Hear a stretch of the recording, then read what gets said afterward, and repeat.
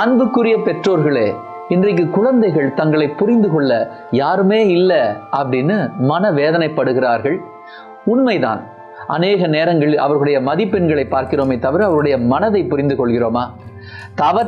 தவறை சுட்டி காட்டுகிறோமே தவிர அவருடைய கண்ணீரை கண்டிருக்கிறோமா? அடுத்த குழந்தையுடன் ஒப்பிட்டு பேசுகிறோமே. உங்களுடைய குழந்தையின் தனித்துவத்தை அறிந்திருக்கிறீர்களா? குழந்தைகளை புரிந்து கொள்ளாத பெற்றோர்கள் புத்திசாலியான அறிவாளியான ஒரு குழந்தையை உருவாக்கலாம், ஆனால் மனிதநேயம் உள்ள மகிழ்ச்சியான ஒரு நல்ல மனிதரை உருவாக்க முடியாது.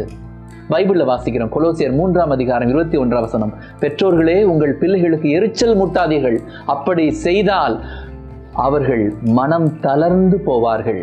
எங்கள் அன்பு ஆண்டவரே, எங்களுடைய குழந்தைகளுக்கு அவர்களுடைய தேவை என்ன என்பதை அறிந்து, அவருடைய தனித்துவம் எப்படிப்பட்டவர்கள், அவர்களால் செய்ய முடிவது என்ன என்பதை அறிந்து ஞானத்தோடு அவர்களை வழிநடத்த வளர்க்க பெற்றோர்களுக்கு உங்களுடைய அறிவையும் ஞானத்தையும் தருவீராக.